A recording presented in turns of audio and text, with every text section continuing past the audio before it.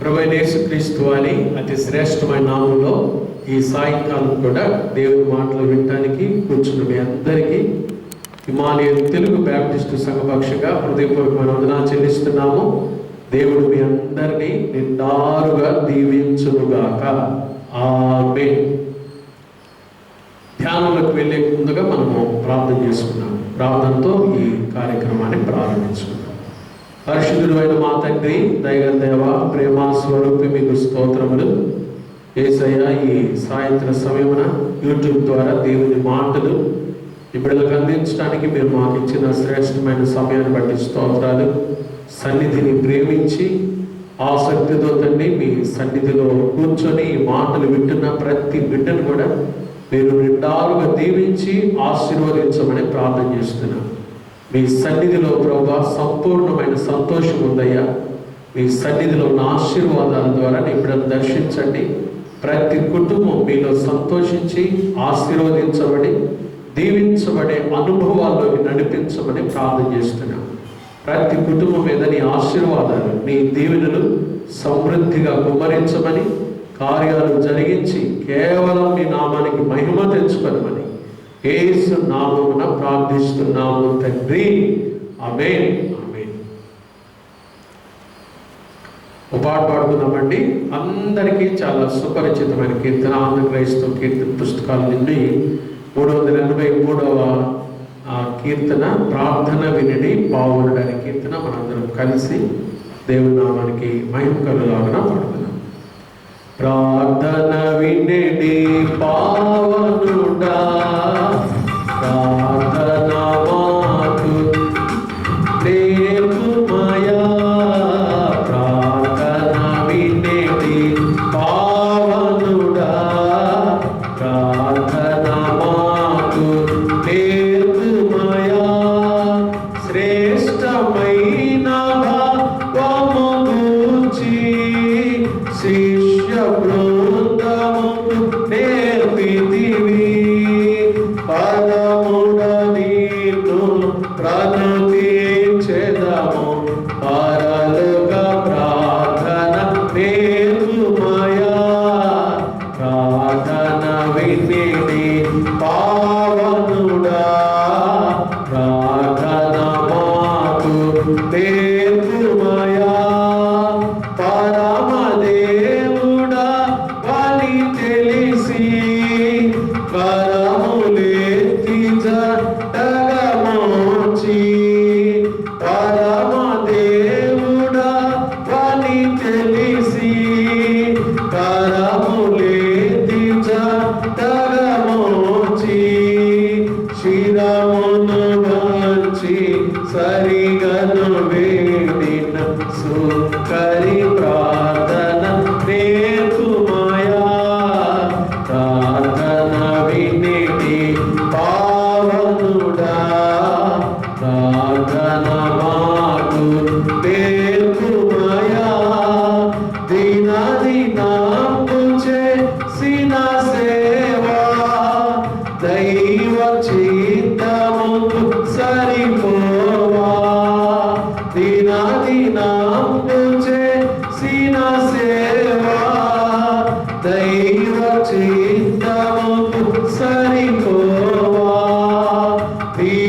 దీనుడవయ్యు దితముగా తోటను చేసిన ప్రార్థన నేర్పుమయా.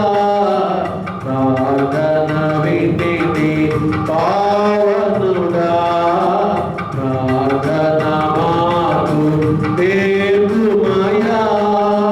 శత్రువు కలిను చూచుకొని సిలువపై నిన్ను చంపగను. శత్రువు కలిను చూచుకొని సిలువపై నిన్ను చంపగను.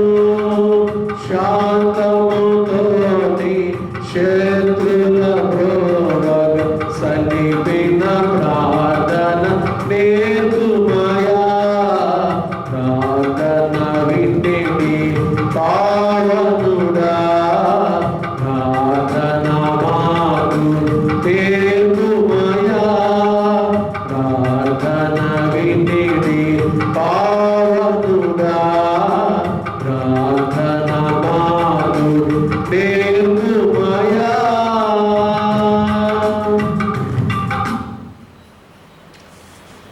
చాలా సంతోషము. ఈ సాయంకాలం మన ధ్యానం కొరకు మత్తయి సువార్త 26వ అధ్యాయం. చక్కగా మీ పరిశుద్ధ గ్రంథాలు తెరచి ఈ మాటలు విని దీవించబడవలసిందిగా మనం చేస్తున్నాం. మత్తయి సువార్త 26వ అధ్యాయము 36 నుంచి 46 వరకు చదువుకుందాం. లేకపోతే మనం 41-42 వచనాల వరకు చదువుకుందాం. మత్తయి సువార్త 26వ అధ్యాయము 36వ వచనం. అంతటి యేసు వారితో కూడా గెత్సేమని అనబడిన చోటుకు వచ్చి, నేను అక్కడికి వెళ్ళి ప్రార్థన చేసి వచ్చే వరకు మీరు ఇక్కడ కూర్చుండని శిష్యులతో చెప్పి, పేతురును జబదయి 2 కుమారులను వెంటబెట్టుకొని పోయి దుఃఖపడుటకును చిత్తాక్రాంతుడొకటకును మొదలుపెట్టాను. అప్పుడు యేసు, మరణమగునంతగా నా ప్రాణం బహు దుఃఖములో మునిగి ఉన్నది, మీరు ఇక్కడ నిలిచి నాతో కూడా మెలకువగా ఉండుడని వారితో చెప్పి కొంత దూరం వెళ్ళి సాగిలపడి, నా తండ్రి, సాధ్యమైతే ఈ గిన్నె నా యొద్ద నుండి తొలగిపోనేమో, అయినను నా ఇష్ట ప్రకారం కాదు, నీ చిత్త ప్రకారమే కానిమని ప్రార్థించాను. ఆయన మరలా శిష్యుల యొద్దకు వచ్చి వారు నిద్రించుట చూచి, ఒక గడి అయినను నాతో కూడా మేలుకొని ఉండలేదా? మీరు శోధనలో ప్రవేశించుకున్నట్లు మెలకువగా ఉండి ప్రార్థన చేయుడి. ఆత్మ సిద్ధమే గాని శరీరము బలహీనమని పేతురుతో చెప్పి మరలా 2వ మారు వెళ్ళి, నా తండ్రి, నేను దీనిని త్రాగితేనే గాని ఇది నా యొద్ద నుండి తొలగిపోవుట సాధ్యము కాని నీ చిత్తమే సిద్ధించునుగా అని ప్రార్థించి, దేవుడి మాటలు మనందరికీ నిమిత్తమై దీవించుగాక. ఆమేన్. ఈరోజు మన ధ్యానం ప్రార్థన. విశ్వాస జీవితంలో విజయ రహస్యము ప్రార్థన. ప్రార్థన ప్రార్థన ప్రార్థన చాలా శక్తివంతమైనది. ప్రార్థన చేయాలి మనందరం. చాలాసార్లు మన జీవితంలో ప్రార్థించక ఎన్నో కోల్పోతా ఉన్నాం. ఇక్కడ యేసుప్రభు ఒక మాట జ్ఞాపకం చేస్తున్నారు. చూడండి, 40వ వచనం. ఆయన మరలా శిష్యుల యొద్దకు వచ్చి వారు నిద్రించుట చూచి, ఒక గడియ అయినను నాతో కూడా మేలుకొని ఉండలేదా? ఒక గడియ అంటే ఒక గంట అనుకుందాం. వాస్తవంగా యూదులు పగలేమో గడియలు అంటారు, రాత్రులేమో జాములు అంటారు. ఒక గడియకు 3 గంటలు, పగలు 4 గడియలు, రాత్రులు 4 జాములు. గడి అంటే వాస్తవంగా 3 గంటలని అనుకోవచ్చు, కానీ ఇక్కడ మనకు ఒక గడియ అంటే ఒక గంట అనుకున్నాం. ఒక గంట సేపైన విశ్వాసం ప్రార్థన చేయాలి. ఈ యూట్యూబ్లో దేవుని మాటలు వింటున్న నా ప్రియమైన దేవుని బిడ్డలారా, సంఘస్థులారా, ఒక్క గంటైనా మీరు ఇంటి దగ్గర ప్రార్థన చేస్తున్నారా? ఒక్క గంటైనా దేవుని సన్నిధిలో గడుపుతున్నారా? మీరు అడగచ్చు, పాస్టర్ గారు మీరెంతసేపు గడుపుతారు? మేమైతే ఆహార నిశలు రాత్రి పగళ్ళు మేము దేవుని సన్నిధిలోనే ప్రార్థిస్తూనే ఉంటాం. మాకు విశ్రాంతి సమయం తప్పితే మిగతా సమయం అంతా కూడా దేవుని సన్నిధిలోనే మేము ప్రార్థిస్తూ ఉంటాం. ఆ రీతిగా మేము సమర్పించుకున్నాం.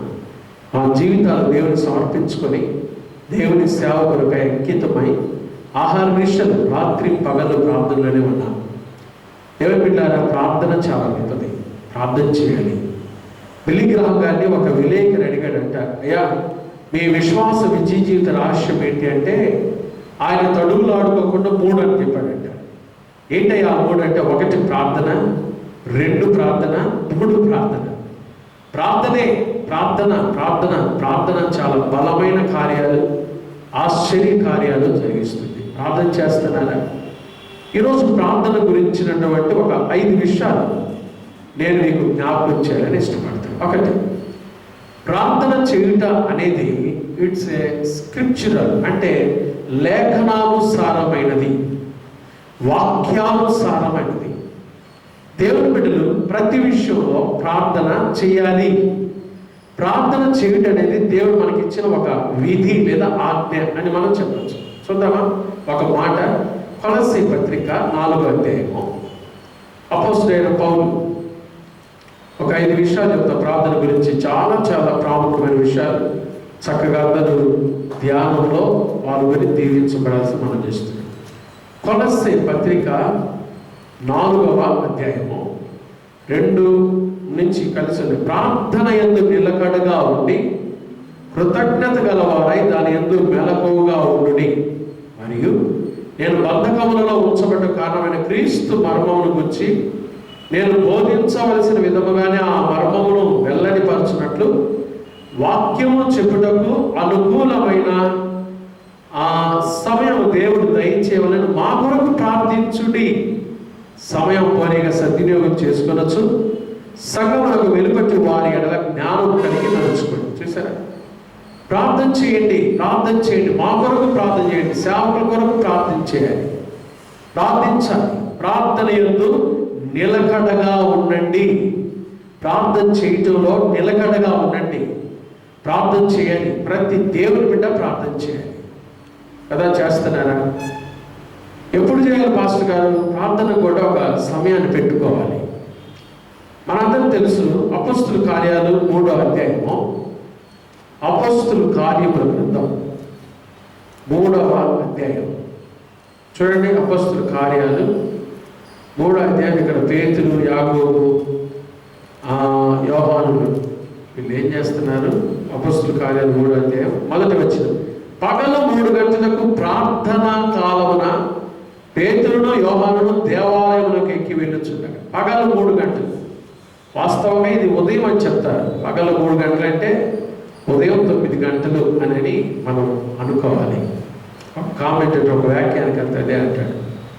ఇది ఉదయకాలం ప్రార్థన. కొర్నేలి ప్రార్థన చేశాడు. ఎప్పుడో చూడండి, అపొస్తలుల కార్యము 10వ అధ్యాయము, అపొస్తలుల కార్యముల గ్రంథము 10వ అధ్యాయము 9వ వచనం. మరునాడు వారు ప్రయాణమైపోయి కొర్నేలి చూడండి, కొర్నేలి ప్రార్థన సమయము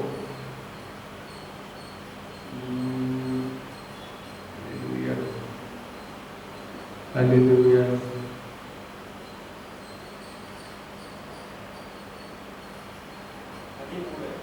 మూడవ వచనం చూడండి, 3వ వచనం. పగలు ఇంచుమించు 3 గంటల వేళ దేవుని దూత అతని యొద్దకు వచ్చి 3 గంటల వేళ 3 గంటల వేళ అంటే ఇది మధ్యాహ్న సమయంలో ప్రార్థన చేస్తున్నాడు. మధ్యాహ్న సమయంలో ప్రార్థన చేస్తున్నాడని మనం అనుకోవాలి. ఇంకా మనం అక్కడ చూస్తే ఆ దేవని చదివితే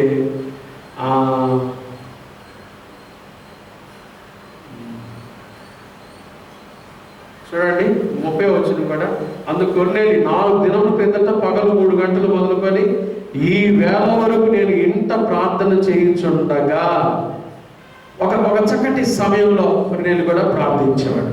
ఇంకా మనం 55వ సంకీర్తనలో దావీదు అనుభవాన్ని ఒకటి జ్ఞాపకం చేస్తాం. చూడండి 55వ సంకీర్తన 17వ వచనం. సాయంకాలమున, ఉదయమున, మధ్యాహ్నమున నేను ధ్యానించుచు మొరపెట్టుకుందును, ఆయన నా ప్రార్థన ఆలకించు. చూసారా? కాబట్టి ప్రార్థనకు చక్కటి సమయం పెట్టుకొని ఏ డిస్టర్బెన్స్ లేకుండా సెల్ ఫోన్ స్విచ్ ఆఫ్ చేసి పక్కన టీవీలో వీటన్నిటిలో మన మనసు లేకుండా దేవుని మీద ఒక ఏకాంతమైన ఆ హృదయాన్ని పెట్టుకొని ప్రార్థించాలి. మొదటి విషయము, ప్రార్థన చేయటం అనేది లేఖనానుసారమైనది, వాక్యానుసారమైనది. It's a scriptural. అది మొదటి విషయం. రెండవది, ఎంతసేపు చేయాలంటే దేవుడు మిమ్మల్ని ప్రేరేపించినంతసేపు. రోజుకి దినానికి ఒక 2 గంటలు 2.5 గంటలు చేస్తే బాగుంటుంది. అయినా ప్రభు ఆత్మ మిమ్మల్ని నడిపించిన కొలది మీరు దేవుని సరి 1 గడి అయినా యేసుప్రభు అన్నాడు కదా, నాతో కూడా 1 గంట అయినా మీరు మేలుకొని ఉండలేరా? కాబట్టి 1 గంట మాత్రం తగ్గకుండా దేవుని సన్నిధిలో ప్రార్థించండి. ఎక్కువగా ప్రార్థన చేయండి. ఎంత ఎక్కువగా మనం ప్రార్థన చేస్తామో అంతగా మనము మన కుటుంబాలు దీవించబడతాయి. రెండవది, ప్రార్థనలో సెన్సిబుల్ అనే మాట జ్ఞానయుక్తంగా చేయాలి. ఎట్లా పడితే అట్లా మనం చేయటం కాదు. జ్ఞానయుక్తం. ప్రార్థన అనేది జ్ఞానయుక్తంగా ఉండాలి కదా. దేవుని వాక్యంలో ఎఫెసీ పత్రిక 6వ అధ్యాయము, ఎఫెసీ పత్రిక 6వ అధ్యాయము 12వ వాక్యాన్ని చదువుతున్నాం. ఎఫెసీ పత్రిక 6వ అధ్యాయం 12వ వాక్యాన్ని చదువు. ఏలైనగా మనము పోరాడున్నది శరీరులతో కాదు, కానీ ప్రధానులతోనూ అధికారులతోనూ ప్రస్తుత అంధకార సంబంధులకు లోకనాథులతోనూ ఆకాశ మండలమందున దురాత్మల సమూహములతో పోరాడుచున్నాము. కాబట్టి మనం పోరాడేది ఎవరితో పోరాడుతారో గుర్తుపెట్టుకోండి.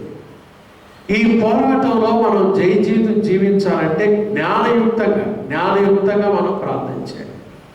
అపోస్తుల కార్యాలు 16వ అధ్యాయం. అపోస్తుల కార్యాలు 16వ అధ్యాయం. అపోస్తుల కార్యాలు 16వ అధ్యాయం 16 నుంచి 18 వచ్చిన. మేము ప్రార్థనా స్థలమునకు వెళ్ళుచుండగా పుత్తూరును దెయ్యం పట్టినదై శోధించుకుడు చేయడం తన యజమానులకు బహు లాభం సంపాదించిన ఒక చిన్నది మాకు ఎదురుగా వచ్చింది. ఆమె పౌరుడు మమ్మల్ని వెంబడించి, ఈ మనుషులు సర్వోన్నతుడైన దేవుని దాసులు, వీరు మీకు రక్షణ మార్గం ప్రచురించేవారై ఉన్నారని కేకలు వేసి చెప్పెను. ఆమె ఈలాగు అనేక దినములు చేర్చును కనుక పౌలు వ్యాకులు పడి దాని వైపు తిరిగి, నీవు ఈమెను వదిలిపోమని యేసుక్రీస్తు నామమున ఆజ్ఞాపించున్నానని ఆ దైవంతో చెప్పాను. వెంటనే అది ఆమెను.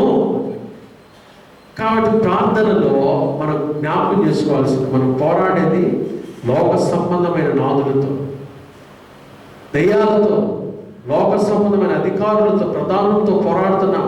ప్రార్థన చేస్తున్నామంటే ఒక పోరాటంలో ఉన్నాం మనం. ఆ పోరాటంలో మనం జయ జీవితం జీవించాలి. కాబట్టి పట్టు వదలక. ఇక్కడ చూడండి, మరి పౌలు వారి పరిచర్యలో పుత్తూరు అనే దెయ్యాన్ని దేవుని కృపను బట్టి ప్రార్థనాపరులుగా దాన్ని వెళ్ళగొట్టినట్టుగా మనం చూస్తాం. అటువంటి జ్ఞానంతో మనం ప్రార్థన చేయాలి. దైవ జ్ఞానంతో, దేవుని యొక్క జ్ఞానం నడిపింపుతో మనం ప్రార్థన చేయడం నేర్చుకోవాలి. మూడవది, ప్రార్థనలో సబ్జెక్ట్ అనేది చాలా ప్రాముఖ్యం.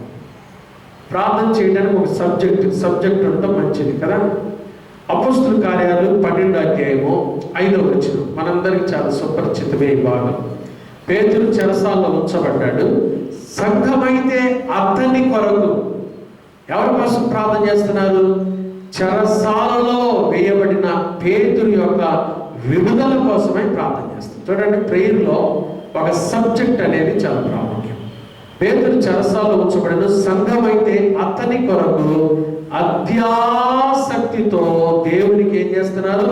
ప్రార్థన చేయుచుండెను. అత్యాసక్తితో ప్రార్థన చేస్తున్నారు. ప్రార్థనలో ఒక సబ్జెక్ట్ అనేది చాలా ప్రాముఖ్యం. ప్రార్థనలో చాలా మందిని ప్రార్థన చేయమంటే ఇంకా ఇష్టానుసారంగా చేస్తారు. ఇప్పుడు కరోనా వైరస్ గురించి ప్రార్థన చేయండి, కరోనా వైరస్ పక్కన పెట్టేసి అయ్యా మా నాయనమ్మ దీవించు, మా తాతయ్యని దీవించు, లేకపోతే మా ఇంటిలో దీవించు, వాళ్ళింటి చేస్తున్నారు, వీళ్ళింటి చేస్తున్నారు, అయ్యా వాళ్ళందరినీ నాశనం చేయి. ఈ కాదు మంది ఒక సబ్జెక్ట్ ప్రార్థనలో ఒక కీలకమైన సబ్జెక్ట్. దేని కొరకు ప్రార్థన చేస్తున్నారంటే, ఈరోజు మేము ఇదిగోండి విజ్ఞాపన. అందుకని మన విజ్ఞాపన ప్రార్థనలో శనివారం మనం చేసే విజ్ఞాపన ప్రార్థన ఒక సబ్జెక్ట్ చెప్తాం. ముందుగానే ఒక సబ్జెక్ట్, దీని ప్రకారం ప్రార్థన చేయాలి. ఈ అంశాలు చెప్తాం. అంశాలు చెప్పినప్పుడు ఈ అంశం కొరకు ప్రార్థన చేయాలి. అట్లా మనం ప్రార్థన చేయాలి. ప్రార్థనలో ఒక సబ్జెక్ట్, ఒక అంశము అనేది ఉంటామో అది చాలా చాలా ప్రాముఖ్యం. కాబట్టి ఎట్లా ప్రార్థన చేస్తున్నారు? ఒక సబ్జెక్ట్ పెట్టుకున్నారా? దేవుడు మీకు ఇచ్చిన నడిపింపును బట్టి ఒక డైరీ రాసుకోండి. ఆ డైరీలో పాయింట్లు పెట్టుకోండి చక్కగా. ఇదిగో ఈరోజు వీటి కొరకు నేను ప్రార్థన చేయాలి, నా ప్రార్థనలో ఈ అంశాలు నేను ఎత్తిపెట్టుకొని అది చాలా ఉపయోగం కూడా, అది చాలా ఆశీర్వాదం కూడా మీకు కదా. అలా చేస్తే మీరు ఎంత దీవించబడతారు. నేను వీరి కోసం, రోగుల కోసం ప్రార్థన చేస్తాను, లేకపోతే కరోనా వైరస్లో బాధించబడుతున్న పేదల కోసం, వలస కూలీల కోసం ప్రార్థన చేస్తాను. ఇంకా చాలా మంది పేదలు వారు ఎంతో ఇబ్బంది పడుతున్నారు, వారి కోసం ప్రార్థన చేస్తాను. ఖైదీలో ఉంచబడిన వారి కోసం ప్రార్థన చేస్తాను. ఇలా ఒక సబ్జెక్ట్ పెట్టుకొని అంశాల వారిగా ప్రార్థన చేస్తే ప్రార్థన దేవుడు ఆశీర్వదిస్తాడు. చూడండి, సంఘము అత్యాసక్తితో ఎవరి కోసం? పేతురు చెరసాల వేయబడ్డాడు. అతని విడుదల కోసమే వారు ఎంత కష్టంతో ప్రార్థన చేశారో మనం చూస్తాం. కాబట్టి ప్రేయర్లో సబ్జెక్ట్ అనేది చాలా ప్రాముఖ్యం. నాలుగవదిగా, ప్రార్థనలో స్టెడ్ఫాస్ట్నెస్. ప్రార్థన అనేది విసుకక ఎడతెగక చేయాలి. అపోస్తుల కార్యాలు 2వ అధ్యాయం. అపోస్తుల కార్యాలు 2వ అధ్యాయం 42వ వచనం, మీరు అపోస్తుల బోధ యందును, సహవాసమందును, రొట్టె విరుచుట యందును, ప్రార్థన చేయటం ఎలా ఉన్నారంటే ఎడతెగక ప్రార్థన చేసేవారు. ఎడతెగక మనం కూడా ఎడతెగక ప్రార్థన చేయాలి. ప్రార్థన అంటే కాసేపు చేసి మౌనం ఉంటారు కాదు, ఎడతెగక ప్రార్థన చేయాలి. చేస్తున్నాం అలా? ఎడతెగక ప్రార్థన చేస్తున్నామా? దేవుడు చూస్తున్నాడు కదా. ఎడతెగక ప్రార్థన. అపొస్తలుల కార్యాల్లోనే 6వ అధ్యాయం 4వ వచనం. అయితే మేము ప్రార్థన యందును వాక్య పరిచర్య ఎడతెగక యందుమని. ఎడతెగక సంఘంలో పెద్దలు ఏర్పాటు చేసుకుంటున్నారు. ఆ పెద్దలు ఎలా ఉన్నారు చూడండి. ప్రార్థన చేయుట యందును వాక్య పరిచర్య ఎడతెగక. అది ఒక సంఘ పెద్ద యొక్క క్వాలిఫికేషన్. ఒక సంఘ పెద్ద యొక్క ఎన్నిక ఎలా జరిగింది చూడండి. వాళ్ళు ప్రార్థనలో వాక్య పరిచర్యలో ఎడతెగక ఉండేవారు. అందుకని సంఘం విస్తరించబడింది, అందుకని సంఘం దీవించబడింది. చూసారా? వారి సాక్ష్యాన్ని బట్టి జ్ఞాపకం చేసుకున్నాం. ప్రార్థన ఎడతెగక చేయాలి. ఎడతెగక మనం ప్రార్థన చేయాలి. స్టెడ్ ఫాస్ట్నెస్ అనే మాట గుర్తుపెట్టుకోండి. ఆఖరిగా ప్రార్థనలో సక్సెస్ ఉంది. ప్రార్థన తెలుసా? మనం ఎప్పుడైతే ఇలా ప్రార్థన చేస్తామో వాక్యానుసారంగా, దైవ జ్ఞానానుసారంగా, ఒక అంశం పెట్టుకునే అంశానుసారంగా, 4వది ఎడతెగక మనం ఎప్పుడైతే ఇట్లా ప్రార్థన చేస్తూ వస్తామో దేవుడు మన ప్రార్థనకు ఒక సక్సెస్ ఇస్తాడు, విజయం ఇస్తాడు. దానియేలు గ్రంథము 2వ అధ్యాయము, దానియేలు గ్రంథము 2వ అధ్యాయము 18వ వాక్యాన్ని చదువుతాను చూడండి. తాను తన స్నేహితులను బబులోనులో తక్కిన జ్ఞానులతో కూడా నశింపకుండానట్లు ఆ కళ యొక్క మర్మ విషయంలో పరలోకమందున దేవుని వలన కటాక్షము పొందు నిమిత్తమై ఆయనను వేడుకొనుడని వారిని హెచ్చరించిన. అంతటా రాత్రి అందు దర్శనము చేత ఆ మర్మము దానియేలు నాకేం చేయబడింది.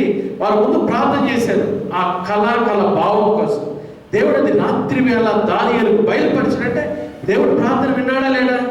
ప్రార్థన విన్నాడు, ఆ ప్రార్థనకు విజయం ఇచ్చాడు. దేవుడు బిడ్డలారా, గుర్తుంచుకున్నావు ఈ మాట.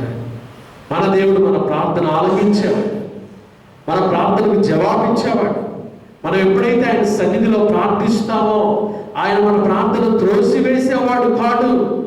ఖచ్చితంగా మన ప్రార్థనకు జవాబిచ్చి ఆశీర్వదించేవాడు ఆయన. ప్రార్థన ద్వారా ఘనకార్యాలు చేసేవాడు ఆయన కదా. నాకు మొరపెట్టుము, నేను నీకు ఉత్తరం ఇస్తాను, నీవు గ్రహింపలేని గొప్ప సంగతులు, గూఢమైన సంగతులు నేను తెలియజేస్తానని చెప్పాడు ఆయన. కాబట్టి ప్రార్థన చేద్దాం, ఎడతెగక ప్రార్థన చేద్దాం, విసుకక ప్రార్థన చేద్దాం. అదే కదా యేసుప్రభువు నేర్పించింది. వారు విసుకక నిత్యము ప్రార్థన చేయచుండవలనన్నట్టుకు ఆయన వారితో యుగ్మానం చెప్పాడు. కాబట్టి విసుకక ఎడతెగక మనం ఏం చేయాలి? ప్రార్థన చేయాలి. చేస్తున్నారా? చాలా మంది అలా ప్రార్థన చేస్తున్నారు. ఒకవేళ ఇంకా ఎవరైనా ప్రార్థించకుండా సోమరులుగా నిష్ఫలులుగా ఉన్నట్లయితే ఈ సాయంకాలం వర్తమానం మీకోసమే. దేవుని బిడ్డలారా, యేసుప్రభువు అన్నాడు, నాతో కూడా ఒక్క గడి అయినా మీరు మేలుకొని ఉండలేరా? ఒక గంట సేపు అయినా. ఎవరో చెప్తుంది ఈ మాట? యేసుప్రభువు, సాక్షాత్తు దేవుని కుమారుడైన ప్రభు యేసుక్రీస్తు వారు, సర్వలోకాన్ని సృష్టించిన సృష్టికర్త అయిన యేసుప్రభువు మన కోసమై మరణించి సమాధి చేయబడి పునరుద్ధరణై తిరిగి లేచి మన వరకు రానయ్యున్న ఆ సాక్షాత్తు దేవుడే ఈ మాట చెప్తాడు. నా కోసం ఒక్క గడియన మేలుకొని ఉండలేరా? ప్రార్థన చేద్దాం ఒక గంట సేపు.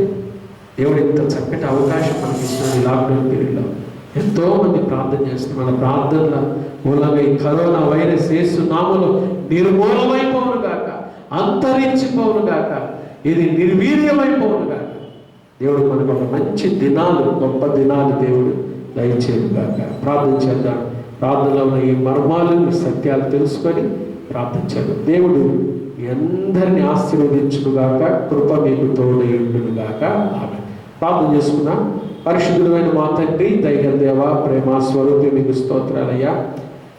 ఈ లాక్డౌన్ పీరియడ్లో సాయంకాలాలు మేము వింటున్నటువంటి వర్తమానాలు ఆశీర్వదించండి. అనేక మందికి దీవెనకరంగా చేయండి. ప్రతి ఒక్క కుటుంబం ఈ వాక్యాల ద్వారా దీవించబట్టుకు సహాయం దయచేయండి. ఈ సాయంకాలం మీరు మాకు అందించిన వర్తమానాన్ని బట్టి స్తోత్రాలు. మేము ప్రార్థన చేసేటప్పుడు ఈ 5 విషయాలు గుర్తుపెట్టుకొని ప్రార్థన వాక్యానుసారమైనదని, దైవ జ్ఞానం ఉండాలని, ప్రార్థన ఒక అంశం ఉండాలని, ఎడతెగక ప్రార్థన చేయాలని, అప్పుడు విజయం ఉంటుందని ఈ 5 విషయాలు మీరు గుర్తుపెట్టుకొని ప్రార్థించి నిన్ను గణపరిచే భాగ్యం దయచేయండి. చూస్తున్న ప్రతి బిడ్డను, వారి కుటుంబాలను మీరు ఆశీర్వదించండి. కుటుంబంలో ప్రతి సమస్య యేసు నామములో తొలగిపోను కాక దేవా. కృపాక్షేమాలు ప్రతి బిడ్డకు, కుటుంబానికి దయచేయమని, ఈ బిడ్డలపై మీ దీవులు సమృద్ధిగా కుమ్మరించమని యేసు నామమున ప్రార్థిస్తున్నాము తండ్రి. ఆమేన్. త్రియేక దేవుని ప్రేమ, కృప, సమాధానం చేరిన మనకును ప్రతి కుటుంబానికి ఎల్లప్పుడూ ప్రభు రాకడ పర్యంతం తోడేడును గాక. ఆమేన్. God bless you.